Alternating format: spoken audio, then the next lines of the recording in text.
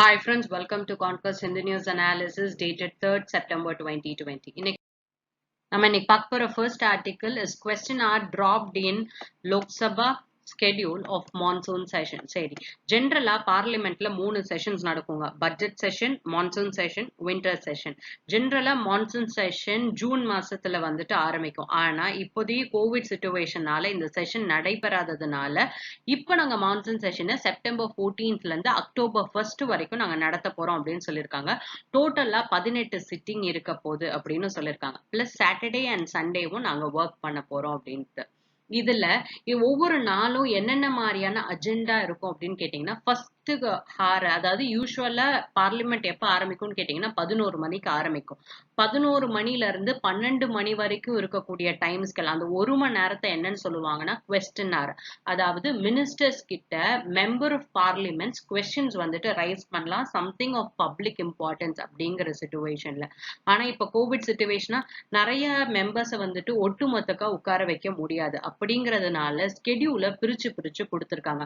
ஒன்னு Lok Sabha September 14th அன்னைக்கு, அதாவது ஆரம்பிக்கிற நாள் மட்டும் 9 AM ல இருந்து 1 PM வரைக்கும் இவங்களோட செஷன் நடக்கும். அதுவே செப்டம்பர் 15ல இருந்து மதியத்துல இருந்து ஈவினிங் வரைக்கும் நடக்கிற மாதிரி. அதுவே ராஜ்யசபா அப்படின்னு எடுத்துட்டீங்கன்னா செப்டம்பர் 14th மட்டும் மதியம் நடக்கும். செப்டம்பர் 15th இருந்து காலையில 9 மணில இருந்து மதியம் 1 மணி வரைக்கும் நடக்கும். சரி, இந்த செஷன்ஸ் எல்லாமே ரொம்ப லிமிட்டடா இருக்கக்கூடிய செஷன்ஸ் அப்படிங்கிறதுனால இந்த ஃபர்ஸ்ட் அந்த ஒரு மணி நேரம், அந்த 11 to 12 அப்படின்னு எப்பயுமே யூஸ்வலா நடக்கக்கூடிய லெஜிஸ்லேட்டிவ் ப்ரொசீஜர்ஸ்ல இந்த 11 to 1 டைம் ஸ்கேல இருக்கக்கூடிய கொஸ்டின் ஆரை இந்த வருஷம் நாங்க என்ன பண்றோம்னா வைக்க போறது கிடையாது. எதுக்காக ஒரு பார்லிமெண்டரி ஃபார்ம் ஆஃப் கவர்மெண்ட் அப்படின்னு இந்தியா கொண்டு வந்தது? யார் யாரெல்லாம் வந்துட்டு ரெப்ரசன்டேட்டிவ்ஸ் ஆஃப் பீப்புளா இருக்காங்களோ அவங்க மக்களுக்கு பதில் சொல்லணும். பதில் சொல்றதுக்கு முதல்ல கேள்வி கேட்கணுமா? அந்த கேள்வியே எந்த நேரத்துல தான் கேட்பாங்கன்னா இந்த கொஸ்டின் ஆர் சிச்சுவேஷன்ல தான் கேட்பாங்க. அப்ப கவர்மெண்ட் என்ன மாதிரியான செய்கைகள்லாம் நீங்க பண்ணிட்டு இருக்கீங்க, நீங்க என்ன மாதிரியான ரெஸ்பான்சிபிலிட்டிஸ் பிளே பண்ணும், இல்ல நீங்க எதுல தப்பு பண்ணிட்டு இருக்கீங்க, எங்களுக்கு இதுல டேட்டா வேணும் அதுல டேட்டா வேணும்னு அப்போசிஷன் பார்ட்டிஸ் வந்துட்டு ஒரு ரூலிங் கவர்மெண்ட்ட கேள்வி கேட்கக்கூடிய நேரமே கொஸ்டின் ஆர் தான். இந்த மாதிரியான ஒரு கேள்விகள் நிறைக்கக்கூடிய ஒரு இடத்துலதான் நிறைய பெர்ஸ்பெக்டிவ்ஸ் எவால்வ் ஆரம்பிக்கும். கவர்மெண்ட் எதுல லேக் ஆகுறாங்க, என்னென்ன பண்ணணும் அப்படிங்கறதுல ஒரு கிளாரிட்டி வரும். அப்படிங்கறதுனால இந்த கொஸ்டின் ஆர் அப்படிங்கிறது ஈவன் பிஃபோர் இண்டிபெண்டன்ஸ் கூட இருந்தது. இதுக்கப்புறமாட்டி தான் இந்த கொஸ்டின் ஆர் அப்படிங்கறதையே நம்மளோட கான்ஸ்டிடியூஷன்ல இதை எடுத்து வச்சுக்கிட்டோம். சரி, இந்த கொஸ்டின் ஆர் அப்படிங்கிறது எப்படி அப்படின்னு கேட்டீங்கன்னா, இந்த கொஸ்டின் ஆர் அப்படிங்கிறது the first hour of the session 11ல இருந்து 12 o'clock வரைக்கும். 12 o'clock அப்புறமாட்டி 0 hour அப்படின்னு சொல்லுவாங்க. இந்த ஃபர்ஸ்ட் கொஸ்டின் ஆர் அப்படிங்கிறது லோக்சபாவிலையும் இருக்கு, ராஜ்யசபாலையும் இருக்கு. சின்ஸ் 1952 எல்லா நாளுமே ஃபர்ஸ்ட் இருக்கக்கூடிய இந்த ஒரு மணி நேரத்தை கொஸ்டின் ஆர் அப்படின்னு லோக்சபால 1952ல இருந்தே சொல்லிட்டு இருந்தாங்க. ஆனா ராஜ்யசபா அப்படின்னு எடுத்துட்டீங்கன்னா 1952ல வந்துட்டு 2 நாள் மட்டும்தான், ஒரு வாரத்துக்கு 2 நாள் மட்டும்தான் இந்த கொஸ்டின் ஆருங்கிறதே நடக்கும். கொஞ்சம் மாசம் கழிச்சதுக்கு அப்புறமாட்டி 1952லயே இது 2 நாளா வேணாம், 4 நாளும் ஒரு வாரத்துக்கு நீங்க என்ன பண்ணலாம், கொஸ்டின் ஆரா கேட்கலாம், மெம்பர் ஆஃப் பார்லிமெண்ட் மினிஸ்டர்ஸ கொஸ்டின் கேட்கலாம் அப்படின்னு சொல்லியிருப்பாங்க, which is of utmost public importance. 1964ல என்ன சொல்லியிருப்பாங்க, 1964ல இருந்து எல்லா நாளுமே ஃபர்ஸ்ட் இருக்கக்கூடிய ஒரு மணி நேரம் கொஸ்டின் கேட்கக்கூடியது அப்படின்னு இது பண்ணாங்க. அப்ப member of parliament will ask question to the ministers. அப்ப மினிஸ்டர்ஸ் வந்துட்டு நம்ம ஒரு செய்கை செய்யறோம், நம்ம ஒரு ஃபங்க்ஷன்ஸ் பண்றோம், நாங்க என்னத்தை ஒமிட் பண்றோம், நாங்க எதை அக்செப்ட் பண்ணிக்கிறோம், எங்களோட பாலிசிஸ் எப்படி இருக்கு அப்படின்னு ஒருத்தர் வந்துட்டு வேலை செஞ்சுட்டே இருக்காரு அப்படின்னு வச்சுக்கோங்க. அவர் பண்ணக்கூடிய தப்பை எடுத்து சொல்லணுமா, அந்த தப்பை முதல்ல கேள்வி கேட்கணுமா? அப்ப இந்த மினிஸ்டர்ஸ யாரோ ஒருத்தர் கேள்வி கேட்பாங்க அப்படிங்கறதுனால தான் they are being responsible. அந்த அக்கௌண்டபிலிட்டியை தான் இந்த கொஸ்டின் ஆர் கொண்டு வருது. இந்த கொஸ்டின் ஆர்ல கேட்கப்படக்கூடிய கேள்விகளை வந்துட்டு லக்ஷ்மிகாந்த் புக்ல எடுத்துட்டீங்க அப்படின்னா 3 விதமா கிளாஸிஃபை பண்ணிருப்பாங்க. ஆனா ஒரு பிரைவேட் மெம்பரும் கொஸ்டின் கேட்கலாம் அப்படிங்கிறது லோக்சபா வெப்சைட்லயே கொடுத்திருக்காங்க. சோ அப்ப ஃபர்ஸ்ட் என்ன அப்படின்னு கேட்டீங்கன்னா ஸ்டார்டு கொஸ்டின். ஸ்டார்டு கொஸ்டின்னா ஒண்ணும் இல்ல, கொஸ்டின் பக்கத்துல ஒரு ஆஸ்ட்ரிக் சிம்பிள் மாதிரி போட்டிருப்பாங்க. இங்க எழுதியிருக்கேன்லனா இந்த மாதிரி ஒரு ஆஸ்ட்ரிக் சிம்பிள் மாதிரி போட்டிருப்பாங்க. இந்த ஸ்டார்டு கொஸ்டின்ஸுக்கு வந்துட்டு ஒரு மினிஸ்டர் ஓரலா மட்டும்தான் ஆன்சர் கொடுக்கணும். பிளஸ் அப்ப ஓரலா நம்ம பதில் சொல்றோங்கிற இடத்துல சப்ளிமெண்டரியா கொஸ்டின்ஸ் வந்துட்டு வர ஆரம்பிச்சு ஆரம்பிச்சுக்கிட்டே இருக்கும். இதுவே unstarred question, the second category, இதுக்கு வந்துட்டு ஓரலா ஆன்சர் மினிஸ்டர் தர மாட்டாது, ரிட்டன் ஆன்சரா தான் கொடுப்பாரு. அப்ப ரிட்டன் ஆன்சரா கொடுக்கக்கூடிய பட்சத்துல அடுத்த கொஸ்டினுக்கு ஆன்சர் பண்ணுங்கன்னா கேட்க முடியாது. So no supplementary questions will be asked on unstarred question. இதுவே ஷார்ட் நோட்டீஸ் கொஸ்டின், அதாவது ஒரு லெஸ் தென் 10 டேஸ்க்கு முன்னாடி என்ன பண்ணிடுவாங்கன்னா, நாங்க இந்த மாதிரி ஒரு கேள்வி கேட்க போறோம்னு ஒரு ஷார்ட் நோட்டீஸை கொடுத்துருவாங்க. அப்ப மினிஸ்டர் அது வந்துட்டு கீழே இருக்கக்கூடிய டிபார்ட்மெண்ட் அபிஷியல்ஸ் எல்லாம் கூப்பிட்டு இதுக்கு என்ன மாதிரியான பதில்கள் எல்லாம் சொல்லணும், என்ன மாதிரியான பாலிசிஸ் இருக்கு, என்ன மாதிரி இம்ப்ளிமெண்ட் ஆயிட்டு இருக்கு, எல்லாரும் பார்லிமெண்ட்ல கேட்கறாங்கும் போது ஓரல் கொஸ்டின், ஓரலா வந்துட்டு அதுக்கு மினிஸ்டர் வந்துட்டு ஆன்சர் பண்ண. கடைசியா பிரைவேட் மெம்பரை கேள்வி கேட்கலாமா இந்த கொஸ்டினார்ல அப்படின்னு கேட்டீங்கன்னா, எஸ், ஒரு பிரைவேட் மெம்பரை கொஸ்டின் கேட்கலாம், அன்லெஸ் அண்ட் அன்டில் அந்த பர்டிகுலர் ஏதோ ஒரு பர்டிகுலர் பில்ல வந்துட்டு அவர் பாஸ் பண்ண. யார் இந்த பிரைவேட் மெம்பர்? யார் யாரெல்லாம் மினிஸ்டர் பதவி வச்சிருக்காங்களோ அவங்க எல்லாம் பப்ளிக் மெம்பர் அப்படின்னு சொல்லுவாங்க. யார் யாரெல்லாம் மினிஸ்டர் பதவி இல்லாம எம்பி அப்படிங்கிற டேக் வச்சிருக்காங்களோ அவங்க எல்லாம் பிரைவேட் மெம்பர்ஸ். அப்போ ஒரு எம்பிய கேள்வி கேட்கலாமானா கொஸ்டினார்ல ஒரு எம்பிய கேள்வி கேட்கலாம். ஆனா எந்த மாதிரி சிச்சுவேஷன்ல தான் ஒரு எம்பியை கேட்க முடியும்னா, ஒரு பிரைவேட் மெம்பர் பில் அப்படின்னு இந்த எம்பி பில் கொண்டு வந்திருக்காரு, இல்ல இவர் ஏதாச்சும் ஒரு ரெசல்யூஷன் மூவ் பண்ணிருக்காருங்கிற பட்சத்துல மட்டும்தான் ஒரு பிரைவேட் மெம்பரை கொஸ்டின் பண்ண முடியும் கொஸ்டினார்ல. 1991ல இருந்து இந்த கொஸ்டினாரை லைவ் டெலிகாஸ்ட் பண்ண ஆரம்பிச்சிட்டாங்க லோக்சபால. அப்ப பார்லிமெண்ட்ல என்ன மாதிரி ஃபங்க்ஷன்ஸ் நடக்குது, பார்லிமெண்ட்ல மினிஸ்டர்ஸ் என்ன மாதிரியான பதில்களை சொல்றாங்க அப்படிங்கிறது பப்ளிக் நம்மளே பார்க்கக்கூடியதுக்கு வந்துட்டு ஓரளவு ஒரு விசிபிள் ஆஸ்பெக்ட்ல பார்லிமெண்ட்ரி இப்படிதான் நடக்குங்கிறத காமிக்க ஆரம்பிச்சிட்டாங்க. இந்த கொஸ்டினாரை வந்துட்டு பயங்கரமா ரெகுலேட் பண்ணி வச்சிருக்காங்க. ஏன்னா ஒரு கொஸ்டின் கேட்கணுமா, அதை அக்செப்ட் பண்ணிப்பாங்களா மாட்டாங்களா, ஃபைனல் அத்தாரிட்டி யார்கிட்ட தான் இருக்கும்னு கேட்டீங்கன்னா ஸ்பீக்கர் அண்ட் சேர்மேன் கிட்ட தான் இருக்கும். இந்த கொஸ்டின் ஆரா இருக்கட்டும், 0R இருக்கட்டும், இந்த ரெண்டு இதுவுமே கான்ஸ்டிடியூஷன்ல கொடுக்கப்படவே இல்லை. சரி சார், அப்ப இந்த 10 to 11 to 12 to 1 அப்படின்னு இருக்கக்கூடிய இந்த கொஸ்டின் ஆகட்டும் 0R ஆகட்டும் இது எங்க இருக்கு அப்படின்னு கேட்டீங்கன்னா, the rules of procedures இருக்கு. rules of procedure for Lok Sabha, rules of procedure for ராஜ்யசபால தான் இந்த கொஸ்டின் பத்தி என்ன மாதிரியான கொஸ்டினா இருக்கணும், என்ன மாதிரி கொஸ்டின்ஸ் கேட்கணும், இந்த டைப்ஸ் எல்லாமே ரூல்ஸ் அண்ட் ப்ரொசீஜர்ஸ்ல இருக்கு, கான்ஸ்டிடியூஷன்ல கிடையாது. வேற 0R அப்படின்னு எடுத்துட்டீங்கன்னா கான்ஸ்டிடியூஷன்லயும் கிடையாது, இந்த ரூல்ஸ் அண்ட் ப்ரொசீஜர்ஸ்லயும் கிடையாது. 0R is an Indian innovation அப்படின்னு சொல்லியிருப்பாங்க. கேட்கக்கூடிய கேள்வி வந்துட்டு 150 வேர்ட்ஸ்க்குள்ள என்ன ஆகணும்னா கம்ப்ளீட்டா ரெசிஸ்ட் ஆகணும். கேட்கக்கூடிய கேள்வி ரொம்ப ப்ரிசைஸா இருக்கணும். பிரீஃபா வந்துட்டு எல்லாத்தையும் ஒரு ஜெனரலைஸ்டு டாபிக் எடுத்துட்டு, இந்த ஒரு பர்டிகுலர் பாலிசியில பிரச்சனை அப்படின்னா இல்ல பர்டிகுலர் டேட்டா வேணும்னா அந்த டேட்டா ஸ்பெசிபிக்கா தான் கொஸ்டின்ஸ் கேட்கணுமே ஒழிய ஜெனரலைஸ்டா கொஸ்டின்ஸ் எழுப்பக்கூடாது அப்படிங்கிற. நெக்ஸ்ட், ஒரு கொஸ்டின் கேக்குறாங்கன்னா எதெல்லாம் கவர்மெண்ட் சீக்ரெட் அப்படின்னு சொல்லி வச்சிருக்காங்களோ அதுல கொஸ்டின்ஸ் கேட்க கூடாது. பிளஸ் சப்ஜுடைஸ்னு சொல்லக்கூடிய எதுலையுமே கோர்ட், அதாவது சப்ஜுடைஸ்னு சொல்லக்கூடிய எந்த ஒரு கொஸ்டின்ஸையுமே மெம்பர் ஆஃப் பார்லிமெண்ட் மினிஸ்டர் கிட்ட கேட்க கூடாது. இது என்ன சப்ஜுடைஸ்ட் அப்படிங்கிற வார்த்தை கேட்டீங்கன்னா, ஏதோ ஒரு பர்டிகுலர் கேஸ் ஜுடிஷியரி எடுத்து நடத்திக்கிட்டு இருக்காங்க, கோர்ட்ல அந்த கேஸ் போயிட்டு இருக்கு அப்படின்னா அது சப்ஜுடைஸ்ட் அப்படிங்கிற வார்த்தையில சொல்லுவாங்க. அந்த மாதிரி இருக்கக்கூடியதை வந்துட்டு பார்லிமெண்ட்ல கொஸ்டின் ஒரு மினிஸ்டர் கிட்ட ரைஸ் பண்ணக்கூடாது. ஏன்னா ஒரு கோர்ட் கேஸ்ல இருக்கும்போது இட் இஸ் அண்டர் சப்ஜுடைஸ்டுங்கும் போது ஜாஸ்தியான கமெண்ட் யாருமே வெளியில சொல்ல மாட்டாங்க. அண்ட் எந்தெந்த நேரத்துல இந்த கொஸ்டின் நடக்காது அப்படின்னு கேட்டீங்கன்னா, 2 வேலையில மட்டும்தான் இது நடக்கவே நடக்காது. ஒரு விஷயம் என்ன அப்படின்னு கேட்டீங்கன்னா, பிரசிடென்ட் வந்துட்டு இனிஷியலா அட்ரஸ் பண்ணுவாங்கல்ல, ஃபர்ஸ்ட் ஒரு லோக்சபா வந்துட்டு ஃபார்ம் ஆகுது அப்படிங்கிற சிச்சுவேஷன்ல எலெக்ஷன் முடிஞ்சு ஃபார்ம் ஆகுற ஃபர்ஸ்ட் சிட்டிங் அப்ப பேசுவாரு. பட்ஜெட்டுக்கு முன்னாடி எல்லா தடவையும் பிரசிடென்ஷியல் ஸ்பீச்சோட தான் பட்ஜெட் செஷனே வந்துட்டு ஆரம்பிக்கும். அந்த செஷன் அப்ப என்ன பண்ண மாட்டாங்க அப்படின்னா கொஸ்டின் நடக்காது. செகண்ட், பட்ஜெட்டை பினான்ஸ் மினிஸ்டர் டேபிள் பண்ணும் போது இந்த கொஸ்டினா நடக்காது. இந்த 2 சிச்சுவேஷன்ஸ்ல மட்டும்தான் கொஸ்டினா நடக்காது. இதை தாண்டி எல்லா செஷன்ஸ்லயும் எல்லா நாள்லயும் இந்த கொஸ்டினார் அப்படிங்கிறது நடக்கும். சரி சார், அப்ப இந்தியால இதுக்கு முன்னாடி கொஸ்டினாரை சஸ்பெண்ட் பண்ணிருக்காங்களா? ஏன்னா இப்போதைக்கு கொஸ்டினார் சஸ்பெண்ட் பண்ணப்படுதுன்னு சொல்றாங்க. இதுக்கு முன்னாடி கொஸ்டினாரை சஸ்பெண்ட் பண்ணிருக்காங்களா அப்படின்னு கேட்டீங்கன்னா, எஸ், சஸ்பெண்ட் பண்ணிருக்காங்க. 1962 சைனா வார் நடக்கக்கூடிய சிச்சுவேஷன்ல இந்த கொஸ்டினார் அப்படிங்கறத சஸ்பெண்ட் பண்ணியிருந்தாங்க. That was taken with the consideration of the opposition party.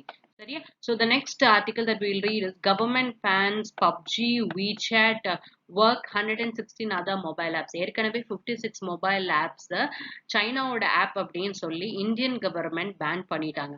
அதே மாதிரிதான் இந்த தடவை additional 118 applications. இதுல majority stakeholders வந்துட்டு சைனீஸா இருக்காங்க அப்படின்னு. சோ எதுக்காக பேன் பண்ணிருக்காங்கன்னா 56 apps பேன் பண்ணும்போது என்ன காரணங்கள் சொன்னாங்களோ அதே காரணங்களை தான் இப்பயும் சொல்லியிருக்காங்க. எங்களோட சாவரினிட்டி அண்ட் எங்களோட இன்டெகிரிட்டியை வந்துட்டு பாதிக்கிற மாதிரி இருக்கு.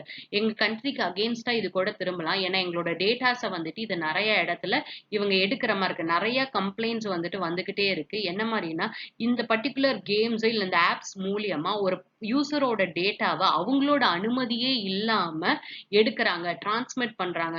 எங்க இருந்து டிரான்ஸ்மிட் பண்றாங்கன்னா இந்தியால இருந்து டிரான்ஸ்மிட் பண்ணி வெளியில இந்தியாவை விட்டு வெளியில இருக்கக்கூடிய ஒரு சர்வருக்கு இதை டிரான்ஸ்மிட் பண்றாங்க. நம்மளோட டேட்டாஸ் எல்லாத்தையும் கலெக்ட் பண்ணிட்டு இவங்க என்ன மாதிரியான ப்ராடக்ட் சர்ச் பண்றாங்க, இவங்களோட மென்டாலிட்டி எப்படி இருக்கு, இந்த பாப்புலேஷன் எப்படி இருக்கு, என்ன மாதிரியான ஓட்டிங் பேட்டர்ன்ஸ் போகலாம் அப்படிங்கறத வச்சு ஒரு data mining and data profiling நடக்குதும். இதனால இந்தியாவோட நேஷனல் செக்யூரிட்டிக்கும் த்ரெட் வரலாம், இந்தியாவோட டிஃபென்ஸ் செக்டாருக்கும் த்ரெட் வரலாம். சரி சார், கவர்மெண்ட் இதை பேன் பண்ணலாமா? ஸோ அப்போ எங்களோட சைபர் ஸ்பேஸ் வந்துட்டு செக்யூர்டா இல்ல, எங்களோட சைபர் ஸ்பேஸ் அப்படின்னு வந்துருச்சு அப்படின்னா அதுல டேட்டாஸ் யார்கிட்ட தான் இருக்கலாம்னு நமக்கு இருக்கும். நம்மளோட கவர்மெண்ட் கிட்ட தான் ஓரளவு செக்யூர்டான டேட்டாஸ் இருக்கலாம். வேற யாரோ ஒரு கண்ட்ரிக்குள்ள நம்மளோட டேட்டா போகுது அப்படின்னா அது நம்மளோட பிரைவசியை அஃபெக்ட் பண்ற மாதிரி. கவர்மெண்ட் இந்த மாதிரி ஒரு டெசிஷன் எடுத்து ஒரு ஆப் மேல பேன் வைக்கலாமா அப்படின்னு கேட்டீங்கன்னா எஸ், வைக்கலாம். எந்த மினிஸ்ட்ரி பண்றாங்க அப்படின்னா ministry of electronics and information டெக்னாலஜிக்கு இன்ஃபர்மேஷன் டெக்னாலஜி ஆக்டுக்கு அடியில பவர் இருக்கு. செக்ஷன் 69 இதோட சேர்த்து information technology procedure and safeguard for blocking of access of information by public rules 2009க்கு அடியில எங்களோட கண்ட்ரியோட இன்டெகிரிட்டி, சாவரினிட்டி அண்ட் பப்ளிக் ஆர்டரை அஃபெக்ட் பண்ணக்கூடிய சிச்சுவேஷன்ஸ்ல நாங்க இந்த மாதிரி எந்த ஒரு ரிலவென்ட் ப்ரொவிஷன்ஸ் எங்களோட செக்யூரிட்டியை ஹர்ட் பண்ண மாதிரி இருக்கக்கூடியதை நாங்க பேன் பண்ணலாம் அப்படிங்கிறது. அடிஷ்னலா இந்தியாவோட cyber crime coordination centre which is under ministry of affairs என்ன இது பண்ணிருக்காங்க அப்படின்னா இந்த மாதிரி அவங்களும் வந்துட்டு ரெக்கமெண்ட் பண்ணியிருந்தாங்க இந்த மாதிரி மலிஷியஸா இருக்கக்கூடிய சில ஆப்ஸை வந்துட்டு பிளாக் பண்ணணும் அப்படின்னு சொல்லிட்டு. The next article that we will read is 3 more official languages for Jammu and Kashmir. Jammu and Kashmir இப்போதைக்கு பிரசன்டா அவங்களோட ஸ்டேட்ல இருக்கக்கூடிய அஃபிஷியல் லாங்குவேஜ். ஏன்னா இந்தியா அப்படின்னு எடுத்துட்டீங்கன்னா நேஷனல் லெவல்ல அஃபிஷியல் லாங்குவேஜ் அப்படிங்கிறது ஹிந்தி அண்ட் இங்கிலீஷ், இது ரெண்டும் தாங்க அஃபிஷியல் லாங்குவேஜ். இனிஷியலா இந்த ஹிந்தி அண்ட் இங்கிலீஷ் கொண்டு வந்ததுக்கான ரீசன் நான் ஹிந்தி ஸ்பீக்கிங் ஸ்டேட்ஸுக்கு சென்டரோட கனெக்டிவிட்டி வச்சுக்கணும் அப்படின்னா அவங்களுக்கு ஹிந்தி தெரியாது, அதனால இங்கிலீஷ்ல கம்யூனிகேட் பண்ணணும்னு. ஆனா ஒரு 15 இயர்ஸ்க்குள்ள இந்த இங்கிலீஷ் அப்படிங்கிறது நம்மளோட அஃபிஷியல் லாங்குவேஜ்ல இருந்து நீக்கப்படணும் அப்படின்னு பேசியிருந்திருப்பாங்க கான்ஸ்டிடியூஷன்ல. ஆனா சதர்ன் ஸ்டேட்ஸ் வந்துட்டு ஹிந்து இம்போசிஷனுக்கு வந்துட்டு ரொம்பவே அகெயின்ஸ்டா இருந்ததுனால பிளஸ் அந்த கம்யூனிகேஷன் பேரியர் இன்னமும் இருக்கிறதுனால 1963ல அஃபிஷியல் லாங்குவேஜஸ் ஆக்ட் 1963 அப்படின்னு ஒண்ணு கொண்டு வந்து இங்கிலீஷே வந்துட்டு நம்ம கம்யூனிகேஷனுக்கு பிட்வீன் ஹிந்தி அண்ட் நான் ஹிந்தி ஸ்டேட்ஸ் வந்துட்டு யூஸ் பண்ணிக்கலாம் அப்படின்னு சொல்லியிருந்திருப்பாங்க. ஸோ அப்ப இப்போதைக்கு நேஷனல் லெவல்ல இருக்கக்கூடிய அஃபிஷியல் லாங்குவேஜ்னு எடுத்துட்டீங்கன்னா Hindi as well as your English. அப்ப ஸ்டேட்ஸுக்கு அவங்களோட அஃபிஷியல் லாங்குவேஜை எடுத்து நடத்துறதுக்கு, அதாவது அவங்களோட அஃபிஷியல் லாங்குவேஜஸ் செலக்ட் பண்றதுக்கு அவங்களுக்கு பவர் இருக்கு. தமிழ்நாடோட ஸ்டேட்டோட அஃபிஷியல் லாங்குவேஜ் என்னன்னு கேட்டீங்கன்னா தமிழ். அதே மாதிரி காஷ்மீர் ஸ்டேட்டா இருக்கும் போது அவங்களோட official language English and Urdu தான் அவங்களோட அஃபிஷியல் லாங்குவேஜ். இப்ப ஜம்மு அண்ட் காஷ்மீர் யூனியன் டெரிட்டரியா மாறிட்ட காரணத்தினால அவங்களோட அஃபிஷியல் லாங்குவேஜ் என்ன அப்படிங்கறத ஒரு சென்ட்ரல் கவர்மெண்ட் தான் தீர்மானிப்பாங்க.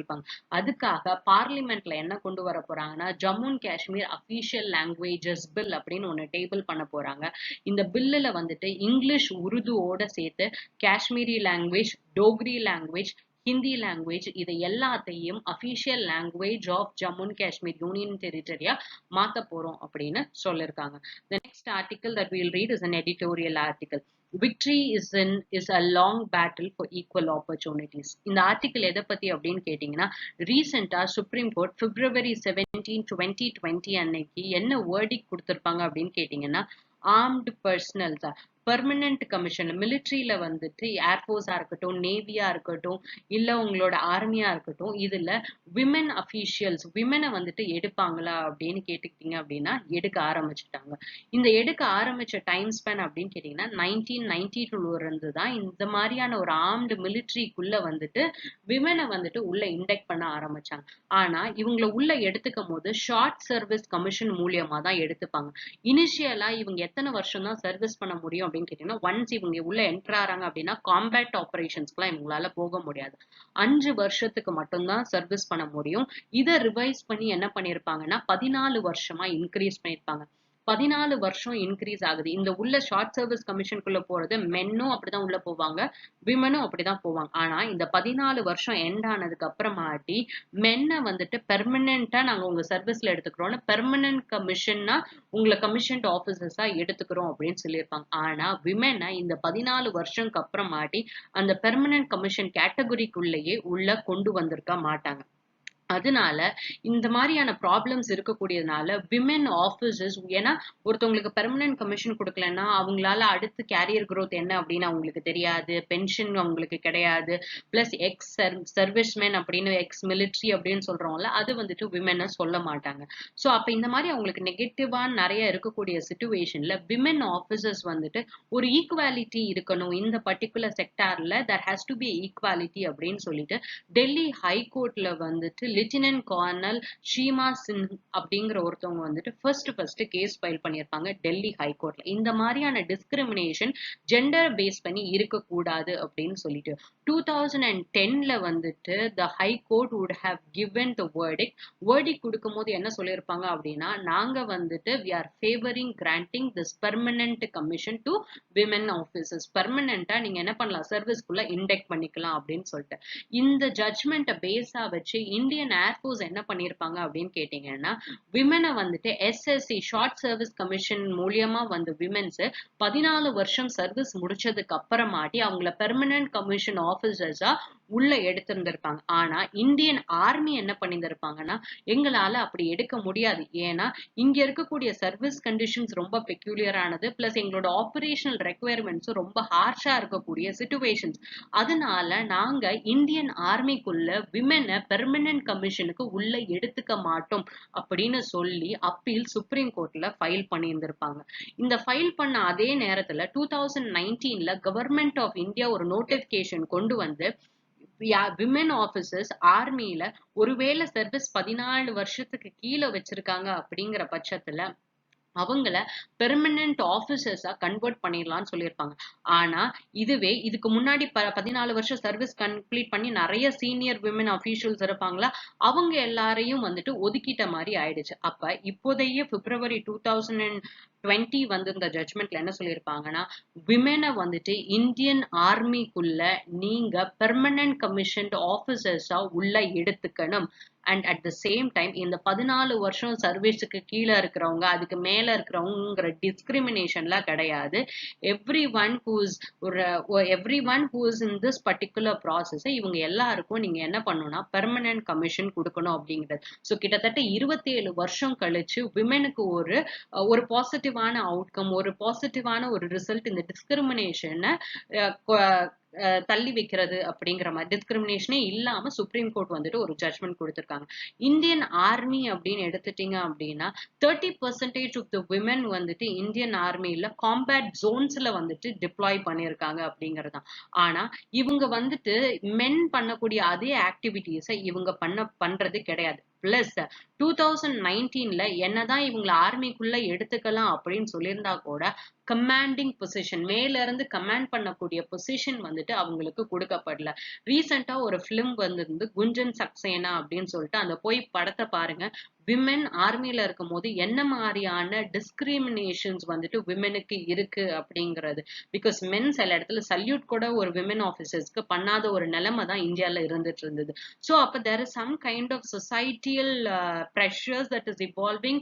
ஒரு விமென் ஆர்மியில இருக்காங்க அப்படிங்கும் போது அப்ப what will be the implication of this judgement? ஏன்னா ஜட்ஜ்மெண்ட் வந்துட்டு ஒரு ஈக்குவாலிட்டி கொண்டு வரணும்னு சொல்லிட்டாங்க. அப்ப with the grant of permanent commission grant பண்ணதுக்கு அப்புறமாட்டி இப்போதைக்கு women will work till retirement age. அவங்களோட கேரியர் பாத்துல ஒரு கிளாரிட்டி இருக்கும். பிளஸ் ஒரு ஈக்குவலான ஃபூட்டிங் ப்ரொமோஷனா இருக்கட்டும், ப்ரொஃபஷனல் growth-ஆ இருக்கட்டும், ஜாப் செக்யூரிட்டியா இருக்கட்டும், எல்லாத்துலயுமே மென்னுக்கு நிகரா விமனும் வந்துருவாங்க. விமன் இன் இந்தியன் ஆர்மி அப்படின்னு கேட்டீங்க அப்படின்னா 3.29% தான். இவங்க வந்துட்டு அதாவது ஆபரேஷனல் ஃபீல்ட்ல அப்படிங்கும் போது இவ்வளவுதான். இதுவே இந்தியன் ஏர்ஃபோர்ஸ் அப்படின்னு எடுத்துட்டீங்கன்னா 13% ஆஃப் தி விமென் வந்துட்டு ஆபீசர் கேடர்ல தான் இருப்பாங்க. சோ அப்ப இவங்கள வந்துட்டு இந்தியன் ஆர்மிக்குள்ள இதே மாதிரியான ப்ரொபோர்ஷன்ல இந்தியன் ஆர்மிக்குள்ளேயும் இண்டெக்ட் பண்ணணும். அது தவிர்த்து வேற என்ன பேசியிருந்தாங்கன்னா, இந்த மாதிரியான பெர்மனன்ட் கமிஷன் கொடுக்கறதுனால சில எம்ப்ளாயி பெனிஃபிட்ஸ் எல்லாம் கிடைக்கும். நேஷனல் டிஃபென்ஸ் காலேஜ்ல படிக்கலாம், இது தாண்டி வேற ஹையர் ஸ்டடீஸ் ப்ரிப்பேர் பண்ணலாம், டிஃபென்ஸ் சர்வீஸ் ஸ்டாஃப் காலேஜ்ல ப்ரிப்பேர் பண்ணலாம், பென்ஷன் கிடைக்கும், எக்ஸ் சர்வீஸ் மேன் ஸ்டேட்டஸ் கிடைக்கும் அப்படிங்கறதெல்லாம். இதுவே ஒரு எக்ஸ்பீரியன்ஸ்டு விமனையும் உள்ள சேர்த்துக்கிறாங்க அப்படிங்கும் போது இந்த பெர்மனன்ட் கமிஷன் மூலியமா ஆர்மில இருக்கக்கூடிய ஷார்டேஜை வந்துட்டு நம்ம கம்மி பண்ணலாம். ஏன்னா கிட்டத்தட்ட 18% ஆர்மில வந்துட்டு பர்சனல்ஸ் வந்துட்டு ஷார்டேஜா இருக்கு. அதை இந்த பர்டிகுலர் விமனை வச்சு ஃபுல் பண்ணிடலாம். இப்ப இருக்கக்கூடிய வார்ஃபேர் சிச்சுவேஷன்ஸ்ல விமனை வந்துட்டு சப்போர்ட் மட்டுமா தான் வச்சிருக்காங்களே ஒழிய காம்பேட் அப்படிங்கறதுல வரவிடுறது கிடையாது. ஏன்னா இந்தியால இருக்கக்கூடிய இந்த மாதிரி வரவிடாததுக்கான ரீசன் என்னவா இருக்கலாம் அப்படின்னு ஆர்டிக்கல்ல சொல்லியிருக்காங்கன்னா, பேட்ரியாட்டிக்கல் மைண்ட் செட் இன் இந்தியா. ஏன்னா ஒருவேளை விமனை வந்துட்டு காம்பேட் ஆர்ம்ஸ்குள்ள உள்ள விடுறோம் அப்படின்னா, ஒருவேளை பணைய கைதியா வேற ஒரு நாடு பிடிச்சிட்டாங்கன்னா நம்மளோட விமனை எப்படி ட்ரீட் பண்ணுவாங்க, அது ஒரு சொசைட்டியல் ப்ரெஷர் வந்துட்டு என்ன பண்ணும் அப்படின்னு கிரியேட் பண்ணிக்கிட்டே இருக்கும். பிளஸ் இந்த மாதிரியான ஒரு காம்பேட் சிச்சுவேஷன்ஸுக்கு வந்துட்டு நம்மளோட விமனை வந்துட்டு எக்ஸ்போஸ் பண்ணுமா அப்படிங்கிற கேள்வியும் இருக்கு. ஆனா இந்த வார்ஃபேரோட சிஸ்டமே வந்துட்டு பயங்கரமா எவால்வ் ஆக ஆரம்பிச்சு டெக்னாலஜி ஆஸ்பெக்ட்ஸ்ல. சோ அப்ப ஜெண்டரை தாண்டி சில விஷயத்துல வந்துட்டு பெர்ஃபார்மன்ஸ் வந்துட்டு எல்லாரும் ஈக்குவலா தான் பண்ணுவாங்க. ஆனா ஈக்குவலான ஆப்பர்ச்சுனிட்டி கொடுத்து பாருங்க அப்படிங்கறத இவங்க பேசுறாங்க. அப்ப இந்த இடத்துல மாற வேண்டியது maturity of the mind set அப்படின்னு சொல்லியிருக்காங்க.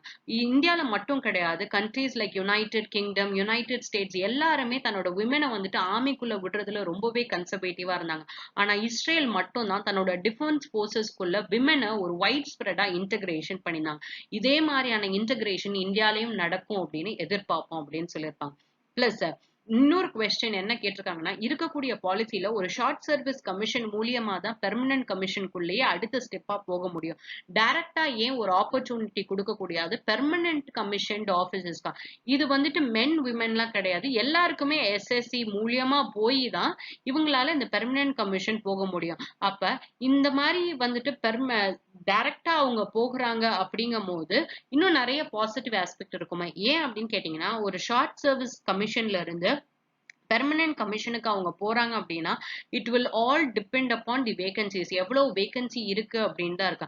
அப்ப என்னதான் எல்லா எஸ்எஸ்சி ஆபீசர்ஸும் அப்ளை பண்ணியிருந்தாங்க அப்படின்னா கூட வேகன்சிஸை பொறுத்து தான் உள்ள வர முடியாதா அப்படின்னு இருக்கும். அப்ப இந்த மாதிரி இருக்கக்கூடிய சிச்சுவேஷன்ல விமனுக்கு நீங்க என்னதான் ஜெண்டர் பேரிட்டி கொடுத்திருந்தா கூட அந்த இடத்துல அஃபெக்ட் ஆகும் அப்படின்னு சொல்றாங்க. அப்ப இந்த மாதிரி ஒரு judgement is commendable. At the same time விமனை பெர்மனன்ட் கமிஷனுக்குள்ள டைரக்டாவே நீங்க அட்டாச் பண்றீங்க அப்படிங்கும் போது அது ஒரு லெவல் பிளேயிங் ஃபீல்டா இருக்கும், ஒரு ஈக்குவல் ஆப்பர்ச்சுனிட்டியா இருக்கும், பிளஸ் ஒரு கேரியர் அட்வான்ஸ்மெண்ட்டும் ப்ராப்பரா இருக்கும் அப்படின்னு இந்த ஆர்டிக்கல் எழுதியிருக்காங்க.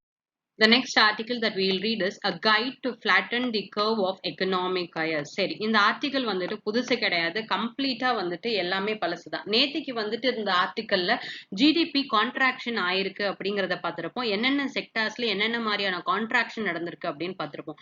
ஸோ அப்ப கம்ப்ளீட்டா ஜிடிபி அப்படிங்கிறது 24% ரிடக்ஷன் ஆயிருக்கு இந்த ஃபர்ஸ்ட் குவார்டர்லி அப்படின்னு சொல்லியிருக்காங்க. இந்தியால நடந்திருக்கு இந்த ஜிடிபி கான்ட்ராக்ஷன் அப்படிங்கிறது கிட்டத்தட்ட G20 எக்கனாமிஸ்லயும் இருக்கிறதுலயே ரொம்ப worst performing. South Asian countries எடுத்துட்டு பார்த்துட்டீங்கன்னாலும் worst performing கண்ட்ரீஸா இந்தியா வந்துட்டு இந்தியாவோட growth rate வந்துட்டு காமிக்குது.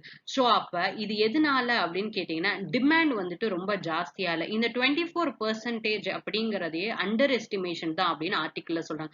ஏன் அண்டர் எஸ்டிமேஷன் அப்படின்னு சொல்றாங்கன்னா, ஒரு ஆர்கனைஸ் செக்டார்ல வந்துட்டு இருக்கக்கூடிய டிக்ளைன் வந்துட்டு 24% அப்படின்னு எடுத்துட்டீங்க, இல்ல 12% டிக்ளைனா இருக்கு ஆர்கனைஸ்டு செக்டார்ல அப்படின்னு கேட்டீங்கன்னா, அப்ப எப்படி ஆர்கனைஸ் செக்டார்ல டிக்ளைன் இருக்கோ அதே அளவுதான் இன்ஃபார்மல் செக்டார்லயும் டிக்ளைன் இருக்குங்கிற மாதிரியான ஒரு கால்குலேஷனை எடுத்துக்கிட்டு வச்சுக்கிட்டு தான் இவங்க இந்த 24% கான்ட்ராக்ஷன் அப்படின்னு சொல்லியிருக்காங்க. அப்ப இன்ஃபார்மல் செக்டார்ல எந்த அளவுக்கு இம்பாக்ட் அப்படிங்கறத ப்ராப்பரான டேட்டாஸ் இது வரைக்கும் கிடைக்கவே இல்லை ஆஸ் பர் கிரவுண்ட் ரிப்போர்ட் அப்படின்னு ஆர்டிக்கல்ல சொல்ல.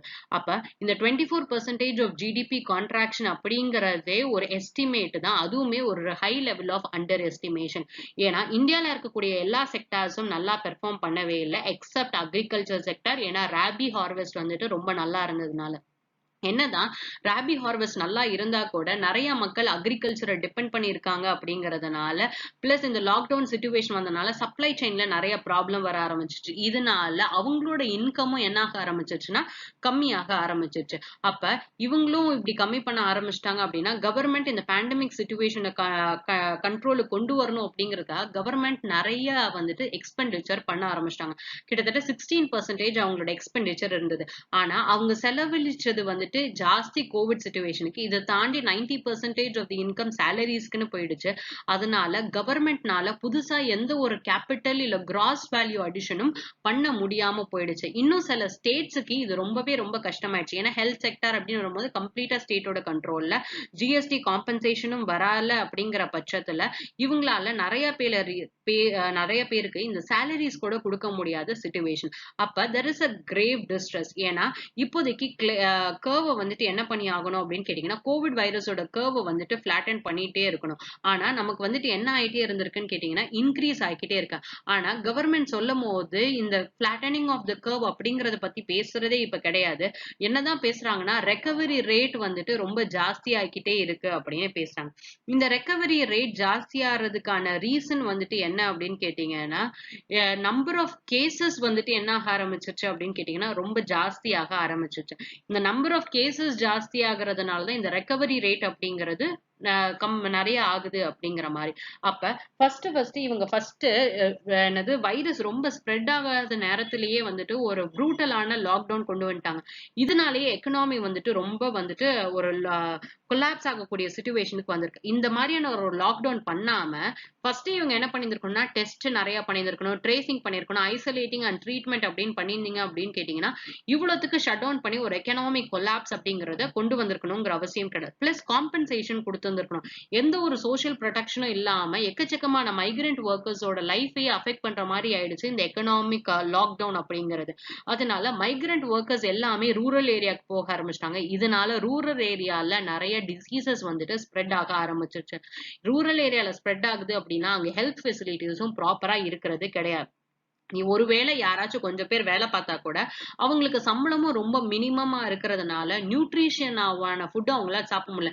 ஏன்னா இப்ப வந்துட்டு நீ வேலைக்கு வா, இல்லைன்னா நாங்க உன்னை வேலையை விட்டு தூக்கிடுவோம் அப்படிங்கிற. அதனால தன்னோட வேலையை தக்க வச்சுக்கிறதுக்காக தான் நிறைய பேர் வேலை பார்த்துட்டே இருக்காங்க. என்னதான் சம்பளம் கம்மியா இருந்தா கூட அட்லீஸ்ட் ஏதோ சாப்பிடவாச்சும் கிடைக்குமே, மொத்தமா சாப்பாடே இல்லாம போற நிலைமைக்கு அப்படின்னு சொல்லிட்டு.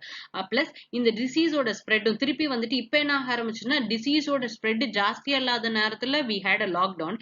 இப்ப டிசீஸோட ஸ்ப்ரெட் எக்ஸ்பனன்ஷியலா போயிட்டு இருக்கக்கூடிய சிச்சுவேஷன்ல we are back to work அப்படின்னா இதுவே ரொம்ப பெரிய பிரச்சனை. சோ இது வந்துட்டு ஒரு ஆரம்பம் தான். இந்த மாதிரியான டிராஜெக்டரிக்கு வர்றதுக்கு கவர்மெண்ட் வந்துட்டு ரொம்ப பெரிய சேஞ்சஸ் வந்துட்டு கொண்டு வரணும். ஒரு கவர்மெண்ட் மிகப்பெரிய ஒரு சேஞ்ச் கொண்டு வரணும் அவங்களோட ஸ்ட்ராட்டஜில. Rather it be health issues எப்படி கண்ட்ரோல் பண்றதா இருக்கட்டும், இல்ல எக்கனாமி எப்படி புல் பண்ணி கொண்டு வரதா இருக்கட்டும். ஒருவேளை நீங்க இந்த மாதிரியான ஒரு கவர்மெண்ட் ஒரு நல்ல ஸ்ட்ராட்டஜியோட வெளியில வரல அப்படின்னா this will be a biggest economic crisis that India will handle அப்படின்னு சொல்லியிருக்காங்க. இதை தாண்டி ஸ்டேட்ஸுக்கு என்னென்ன மாதிரியான பிரச்சனை அப்படின்னு கேட்டீங்கன்னா ஃபர்ஸ்ட் டிமாண்ட் வந்துட்டு கிரியேட் ஆகவே இல்லைங்க. ஏன்னா நம்ம நிறைய வெளியில போகவே இல்லை, கன்சியூம் பண்ணவே இல்லை, இன்வெஸ்ட்மெண்ட்ஸ் எல்லாம் டிக்ளைன் ஆக ஆரம்பிச்சிச்சு. இவ்வளோ கொலாப்ஸ் எக்கனாமிக் கொலாப்ஸ் நடக்கக்கூடிய சிச்சுவேஷன்ல கவர்மெண்டோட ரிலீஃப் ரெஸ்பான்ஸ் அப்படிங்கிறது ரொம்பவே கம்மியா இருந்தது. இந்த ரிலீஃப் ரெஸ்பான்சஸ்னால டிமாண்ட் என்ன ஆகவே இல்லை அப்படின்னு கேட்டீங்கன்னா கிரியேட் ஆகவே இல்லை. பிளஸ் பேங்க்ல இருக்கக்கூடிய கிரெடிட்ஸ் அவங்க கிட்ட இருக்கக்கூடிய பணமும் ரொம்பவே கம்மியாக ஆரம்பிச்சிருச்சு. சென்ட்ரல் லெவல்ல நீங்க சென்ட்ரலைஸ்டா ஒரு நேஷனல் டிசாஸ்டர் மேனேஜ்மெண்ட் ஆக்ட் அப்படின்னு ஒண்ணு கொண்டு வந்து நாங்க கம்ப்ளீட் லாக்டவுன் சொல்லிட்டீங்க. ஆனா நீங்க ஸ்டேட்ஸை யாருமே கேட்கவே இல்லை. ஸ்டேட்ஸை கேட்காத பட்சத்துல ஸ்டேட்ஸ் வேற வழியே இல்லாம ஃபோர்ஸ்ஃபுல்லா இந்த லாக்டவுனை இவங்க போடக்கூடிய சிச்சுவேஷனுக்கு இவங்க தள்ளப்பட்டுட்டாங்க. சோ அதனால ஹெல்த் கிரைசிஸும் யாருக்கு தான்? ஸ்டேட்டுக்கு தான். எக்கனாமிக் கிரைசிஸும் ஸ்டேட்டுக்கு தான். இதை தாண்டி நீங்க வேற என்ன ஸ்டேட் சென்ட்ரல் கவர்மெண்ட் பண்ணிட்டீங்க அப்படின்னா centre has denied the state அவங்களுக்கு கொடுக்க வேண்டிய ஜிஎஸ்டி காம்பன்சேஷனையும் நீங்க என்ன பண்ணல, லீகல் டியூஸ் கொடுக்கவே இல்ல. இது எல்லாத்துக்கும் இந்த ஜிஎஸ்டி காம்பன்சேஷன் கொடுக்காததுக்கான ரீசனா இருக்கட்டும், இல்ல இந்த ரெவென்யூல வரக்கூடிய ஷார்ட் ஃபாலா இருக்கட்டும், நீங்க ஜிஎஸ்டிய பிளான் பண்ணி ப்ராப்பரா பிளான் பண்ணி நீங்க இம்ப்ளிமெண்ட் பண்ணாததுதான். கரெக்டான டைம்ல நீங்க ஜிஎஸ்டியை உள்ள கொண்டு வரவே இல்லை. அப்ப இந்த கான்சிக்வன்சஸ் சென்டர் ஸ்டேட் தாண்டி ஜாஸ்தி யாருக்கு அஃபெக்ட் இப்போதைக்கு ஆயிட்டு இருக்குன்னா சிட்டிசன்ஸ்க்கு தான் அஃபெக்ட் ஆயிருக்கு. ஏன்னா ஸ்டேட் கவர்மெண்ட் கிட்ட இப்போதைக்கு காசு கிடையாது, அவங்க கிட்ட பணம் கிடையாதுங்கிற சிச்சுவேஷன்ல கடன் வாங்குறதுக்கு அவங்களுக்கு இருக்கக்கூடிய வழிகளும் ரொம்பவே ரெஸ்ட்ரிக்டடா இருக்கு. சென்டருக்கு அந்த மாதிரியான பட்ஜெட் கன்ஸ்ட்ரெயின்ஸ் எல்லாம் கிடையாது. பிளஸ் ஸ்டேட் அவங்களோட என்னென்னலாம் ஜிஎஸ்டிக்கு முன்னாடி சர்வீஸ் டேக்ஸ், சேல்ஸ் டேக்ஸ் இந்த மாதிரி எல்லாம் போட்டு அவங்க என்ன பண்ணிட்டு இருந்தாங்க அப்படின்னா ரெவென்யூ கலெக்ட் பண்ணாங்க. இதையுமே அவங்க விட்டு கொடுத்துட்டாங்க ஜிஎஸ்டி அப்படின்னு வரக்கூடிய சிச்சுவேஷன். அப்ப இப்போதைக்கு ஸ்டேட்ஸுக்கு என்ன பண்ண முடியாது, திருப்பி வந்துட்டு காசு கலெக்ட் பண்றதுக்கான வழியும் கிடையாது. ஏன்னா ஜிஎஸ்டி கடியில வந்துட்டனால. அப்ப கடன் வாங்கணும் அப்படின்னா இதை எப்படி திருப்பி கட்ட போறாங்க? ஏன்னா அவங்களுக்கு வரக்கூடிய ரெவென்யூ அளவே கம்மியாயிட்டு அப்படிங்கிற பட்சத்துல நீங்க காம்பன்சேஷனும் கொடுக்கவே இல்லை, இது எப்படி திருப்பி ரீபே பண்ண போறாங்க?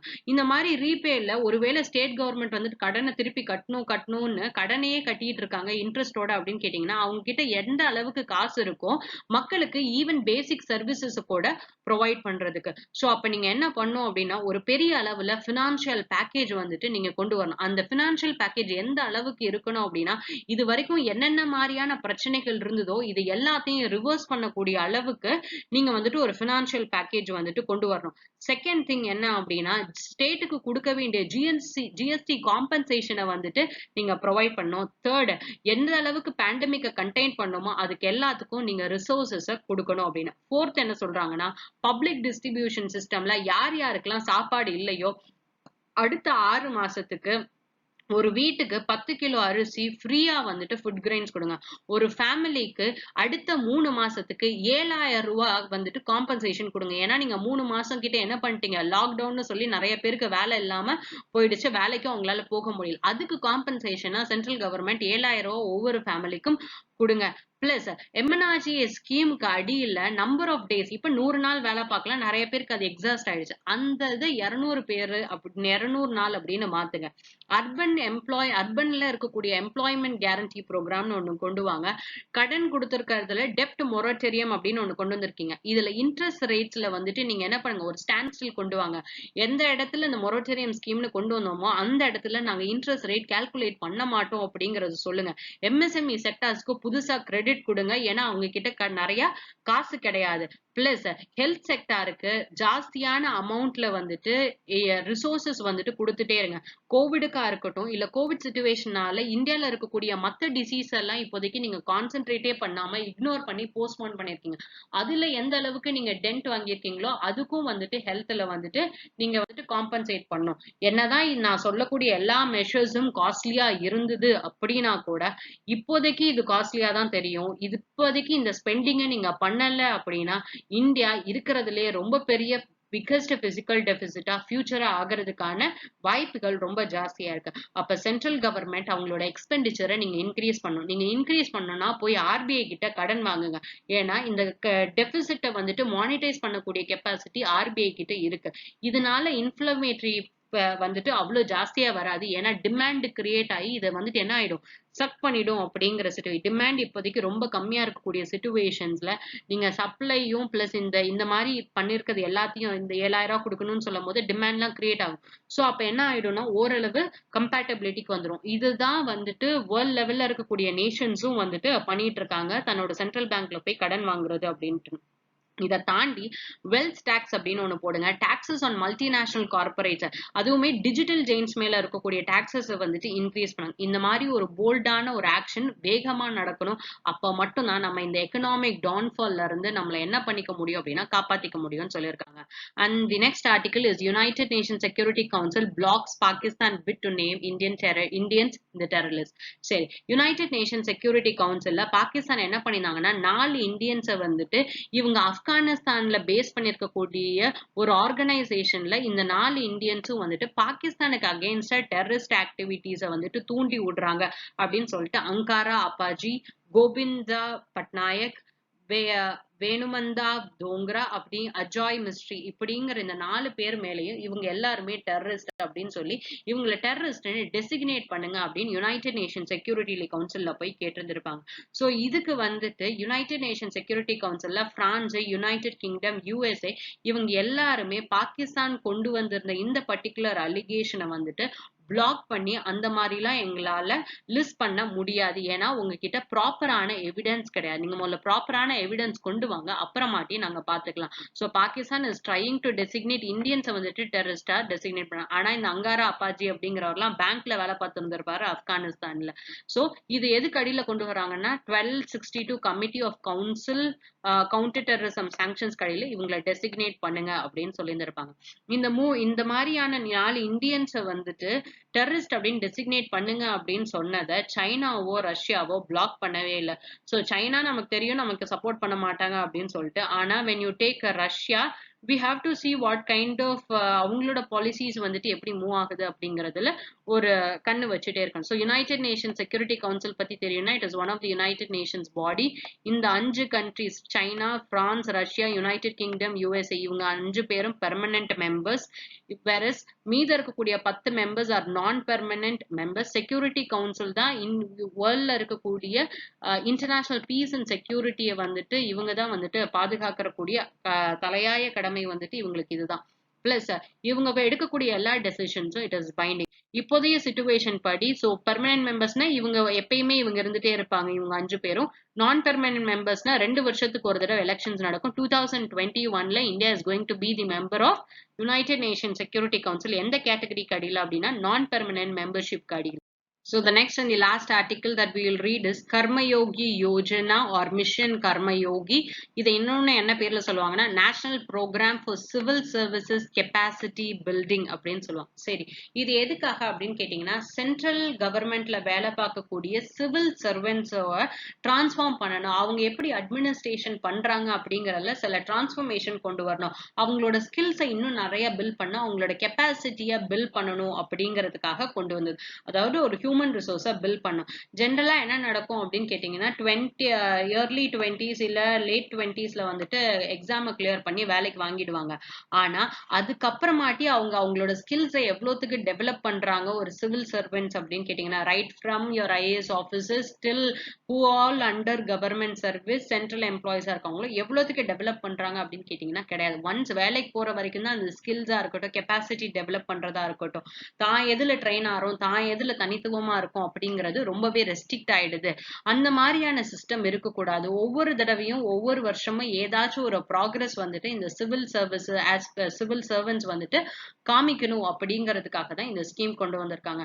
இது very similar to that in private ஆஃபீஸஸ்ங்க. உங்க ஐடி செக்டார்ஸ்ல எல்லாம் இருக்குல்ல, ஒவ்வொரு வருஷமும் ஏதாச்சும் ஒரு கோர்ஸ் கொடுத்து இதை நீங்க படிக்கணும் அப்படின்னு சொல்லுவாங்க. அதுல எக்ஸாம் நடத்துவாங்க. அந்த எக்ஸாம்ல எவ்வளவு ஸ்கோர் பண்றீங்களோ அதை பத்தி உங்களோட பெர்ஃபார்மன்ஸ் அப்ரைசலா இருக்கட்டும், உங்களுக்கு சேலரி இன்கிரிமெண்ட் கிடைக்கிறதா இருக்கட்டும், இது எல்லாமே பிரைவேட்ல நடக்கும். இங்க சேலரி இன்கிரிமெண்ட் எல்லாம் கொடுக்க போறது கிடையாது. ஆனா உங்களை எந்த ரோல்ல பிளேஸ் பண்ணணும், இவங்க இந்த மாதிரியான எக்ஸ்ட்ரா வந்துட்டு எக்ஸ்ட்ரா இருக்கக்கூடிய நாலேஜஸ்ல இவங்க வச்சிருக்காங்களா, இதுல இந்த பர்டிகுலர் ஆஃபீஸர் ட்ரெயின் ஆயிருக்காங்களா அப்படிங்கறத பொறுத்து இவங்கள ஒரு போஸ்ட்ல போடலாமா வேணாமா அப்படிங்கறத டிசைட் பண்றதுக்காக.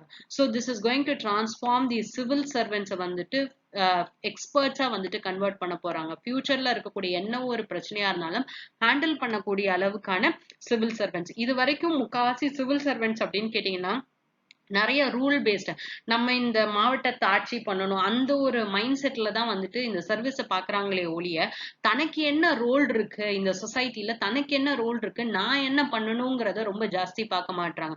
சோ நிறைய பேர் சிவில் சர்வீஸ் வர்றது ஒரு பாயிண்ட் ஆஃப் டைம்ல சர்வீஸ் டு தி நேஷன் அப்படின்னு சொன்னா கூட எவ்வளவு பேர் அந்த ரோலை வந்துட்டு பெர்ஃபெக்டா எடுத்து பண்றாங்க அப்படின்னு கேட்டீங்கன்னா இட் இஸ் வெரி லிமிடெட். அப்ப இந்த சிவில் சர்வீஸ் ரூல் பேஸ்ட்ல இருந்து ரோல் பேஸ்டா மாறணும் அப்படின்னு சொல்றாங்க. இந்த ஸ்கீம் எந்த மினிஸ்ட்ரிக்கு அடியில வரும் அப்படின்னு கேட்டீங்கன்னா ministry of personnel public grievances and pension. So under the scheme வந்துட்டு கிட்டத்தட்ட 46 lakh சென்ட்ரல் எம்ப்ளாயிஸ் வந்துட்டு கவர் பண்ணுவாங்க. இதோட பட்ஜெட் எவ்வளவு எக்ஸ்பெண்டிச்சர் கவர்மெண்ட் பண்ண போறாங்க இந்த ட்ரைனிங் கொடுக்கறதுக்கு, அதாவது ட்ரெயின் பண்ணுவாங்க civil servants throughout the career வந்துட்டு ட்ரெயின் பண்ணிக்கிட்டே இருப்பாங்க. 2021ல இருந்து 2021ல இருந்து 2025 வரைக்கும் இந்த 5 வருஷத்துக்குள்ள 10.86 crores வந்துட்டு இன்வெஸ்ட்மெண்ட் போட போறாங்க. பிளஸ் இதுக்கு ஒரு பிளான் ஒன்னு கிரியேட் பண்ணணும். இந்த ஸ்கில் பில்ட் பண்றதுக்கும் கெப்பாசிட்டியை பில்ட் பண்றதுக்கும் எல்லா டிபார்ட்மெண்ட்ஸ் அண்ட் சர்வீசஸ்க்கும் பிளான் கிரியேட் பண்ணுவாங்க. இதை எங்க இம்ப்ளிமெண்ட் பண்ணுவாங்கன்னா ஒவ்வொரு சென்ட்ரல் ட்ரைனிங் இன்ஸ்டிடியூஷன்ஸ்லயும் இதை இம்ப்ளிமெண்ட் பண்ணுவாங்க. இந்த பிளான் கரெக்டா இருக்கா, இது ஒர்க் அவுட் ஆகுமா, இது எப்படி நடந்துட்டு இருக்கு அப்படிங்கிற அப்ரூவலா இருக்கட்டும், சூப்பர்வைஸா இருக்கட்டும், இது எல்லாத்தையுமே ஹியூமன் ரிசோர்ஸ் கவுன்சில் அப்படிங்கிற ஒரு கவுன்சில் வந்துட்டு சூப்பர்வைஸ் பண்ண போறாங்க. இதை யார் ஹெட் பண்ண போறாங்க அப்படின்னு கேட்டீங்கன்னா the Prime Minister of India is going to head. ஒவ்வொரு ஆபீசர்ஸ்க்கும் நீங்களே ஒரு ஐஏஎஸ் ஆபீசர் ஆயிட்டீங்க அப்படின்னு வச்சுக்கோங்களேன், ஒவ்வொரு ஆபீசருக்கும் தனித்தனியா வந்துட்டு ஒரு டேட்டா பேஸ் கிரியேட் பண்ணிட்டே இருப்பாங்க. அவங்களோட சர்வீஸ்ல இருக்கும் போது என்னென்ன மாதிரியான கோர்சஸ் கம்ப்ளீட் பண்ணிருக்காங்க, அந்த கோர்சஸ்ல எந்த அளவுக்கு பெர்ஃபார்ம் பண்ணிருக்காங்க, எந்த ஏரியால இவங்க எக்ஸ்பர்டைஸா இருக்காங்க அப்படிங்கறத பார்த்து ஃபியூச்சர்ல ஏதாச்சும் ஒரு அத்தாரிட்டி உங்களை வந்துட்டு எலெக்ஷன் கமிஷனரா அப்பாயிண்ட் பண்ணணும்னு நினைக்கிறாங்களோ, இல்ல கேக்ல ஒரு மெம்பரா அப்பாயிண்ட் பண்ணணும், இல்ல ஒரு ஸ்டாண்டிங் கமிட்டில you have to be a மெம்பரா இருக்கட்டும், சோ ஏதோ ஒரு அப்பாயிண்டிங் அத்தாரிட்டி ஒரு ஆபீசரை கன்சிடர் பண்றாங்க அப்படிங்கும் போது நீங்க என்ன மாதிரியான ட்ரைனிங் வந்துட்டு போயிருக்கீங்க, உங்களோட பெர்ஃபார்மன்ஸ் எப்படி இருக்குங்கிறது எல்லாமே இந்த டேட்டா பேஸ்ல இருக்கும். அதுக்கேத்த மாதிரி போஸ்ட்ல வந்துட்டு உங்களை கொண்டு போய் வைப்பாங்கிறது. சோ அப்ப Mission Karmayogi is to train the government officials. So அப்ப it is a new national capacity building and performance evaluation programme. உங்களோட பெர்ஃபார்மன்ஸையும் எவாலுவேட் பண்ணுவாங்க. கிட்டத்தட்ட 46 lakh central government employees cover பண்ணுவாங்க. 5 வருஷத்துக்கு வந்துட்டு it is going to be an outlay of 510 crores is going to be the outlay. ஒவ்வொரு வருஷமும் இதை படிக்கணும், ஏதாச்சும் ஒரு ட்ரைனிங் கோர்ஸ் எடுத்து இதுல படிக்கணும் அப்படின்னா the annual subscription is going to be 431. So அப்ப இந்த ஸ்கீம் வந்துட்டு என்ன அப்படின்னு கேட்டீங்கன்னா, ரெக்ரூட் ஆனதுக்கு அப்புறமாட்டி ஒரு ஹியூமன் டெவலப்மெண்ட் எப்படி, ஹியூமன் ரிசோர்ஸ் நீங்க கவர்மெண்ட் இருக்கக்கூடிய ஹியூமன் ரிசோர்ஸ் நீங்க எவ்வளவுக்கு காம்ப்ரிஹென்சிவா டெவலப் ஆறீங்க, உங்களோட ஸ்கில்ஸ் எப்படி டெவலப் பண்றீங்க அப்படின்னு. ஸோ ஏற்கனவே பார்த்த மாதிரி it is transition from rule based to role based. ஒரு ஹெச்ஆர் ஹியூமன் ரிசோர்ஸை மேனேஜ் பண்றாங்க அப்படிங்கிற மாதிரி எவ்வளவுக்கு எங்களோட ஆபீசஸ் கம்பீட்டண்டா இருக்காங்க இப்ப இருக்கக்கூடிய சினாரியோஸை ஹேண்டில் பண்ற அளவுக்கு. ஸோ அப்பார்ட் ஃப்ரம் உங்களோட டொமைன் நாலேஜ் ட்ரைனிங்கை தவிர்த்து, அதாவது நீங்க ஏதாச்சும் ஒரு பர்டிகுலர் டொமைன்ல ஒர்க் பண்ணிட்டு இருக்கீங்க, ஹெல்த் செக்டர்ஸ், ஹெல்த்ல செக்ரட்டரியா இருக்கீங்க, இல்ல லா அண்ட் ஆர்டர் ஹோம் மினிஸ்ட்ரியில செக்ரட்டரி, ஃபினான்ஸ், அந்த டொமைன்ல நீங்க ஓரளவு நாலேஜ், அதுல நாலேஜுக்குன்னு தனியா ட்ரைனிங் கொடுப்பாங்க. இதை தாண்டி ஸ்கீம் வேற எதுலயும் ஃபோக்கஸ் பண்ணா ஒரு கம்பீட்டன்சி எவ்வளவுக்கு நீங்க நல்லா பெர்ஃபார்ம் பண்ணுங்க, ஃபங்க்ஷனல் ரோல்ஸ் எப்படி பெர்ஃபார்ம் பண்ணுங்க, பிஹேவியரலா உங்களோட கம்பீட்டன்சி எப்படி இருக்கு அப்படிங்கறதுலாம். ஸோ as well என்ன மாதிரியான ஃப்ரேம் ஒர்க்ஸ் இருக்கு, உங்களோட பெர்ஃபார்மன்ஸ் எவாலுவேட் பண்ணுவாங்க, உங்களோட சர்வீஸ் மேட்டர் ரைட் ஃப்ரம் நீங்க ப்ரொபேஷனரி பீரியட்ல எப்படி நீங்க எங்க டிப்ளாய் பண்ணிருக்காங்க, உங்களோட ஒர்க் அசைன்மெண்ட் என்ன மாதிரியான ஒர்க் அசைன்மெண்ட் இருந்தது அப்படிங்கறது எல்லாத்தையும் கம்ப்ளீட்டா இன்டகிரேட் பண்ண போறாங்க.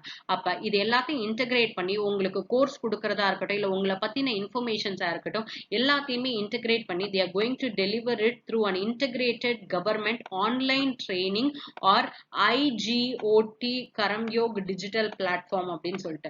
இந்த பிளாட்ஃபார்ம்ல தேவையான கோர்சஸ் எல்லாமே வந்துட்டு குளோபல் லெவல்ல இருக்கக்கூடிய பெஸ்ட் பிராக்டிசஸா இருக்கும். ஆனா அதுல எப்பயுமே இந்தியாவோட ஒரு நேஷனல் எத்தோஸும் இருந்துட்டே இருக்கும். ஸோ கம்ப்ளீட்டா இந்த மிஷனோட எய்ம் என்ன அப்படின்னு கேட்டீங்கன்னா, ஃபியூச்சர்ல வரக்கூடிய சிவில் சர்வெண்ட்ஸ்க்கு ரைட்டான ஆட்டிடியூட் இருக்கணும், ரைட் ஸ்கில்ஸ் இருக்கணும், ரைட் நாலேஜ் இருக்கணும். ஏன்னா இந்தியாவுக்கு நிறைய விஷன்ஸ் இருக்கு, அது எல்லாத்தையும் ஃபுல்ஃபில் பண்ணணும் அப்படிங்கிறது தான். ஸோ இந்த மாதிரியான ரிஃபார்ம்ஸுக்கு வந்துட்டு டைரக்ட் பண்றதுக்கு apex body is your prime minister public human resource council with an இவங்களுக்கு சப்ளிமெண்ட் பண்றதுக்கு you will have an autonomous capacity building commission. இவங்க தான் வந்துட்டு மேனேஜ் பண்ணுவாங்க என்ன மாதிரியான ரிஃபார்ம் சிஸ்டம் வரணும், என்ன மாதிரியான ட்ரைனிங் ஸ்டாண்டர்ட்ஸ் வந்துட்டு அக்ராஸ் தி கண்ட்ரி இருக்கணும் அப்படிங்கறதுல வரணுங்கிறத இந்த பர்டிகுலர் கெப்பாசிட்டி பில்டிங் கமிஷன் தான் வந்துட்டு தீர்மானிப்பாங்க அப்படிங்கிறது. So, இதான் என்னோட important current affairs. If you like my video, like, share and subscribe to Conquer IAS and press the bell icon for further notifications. Thank you.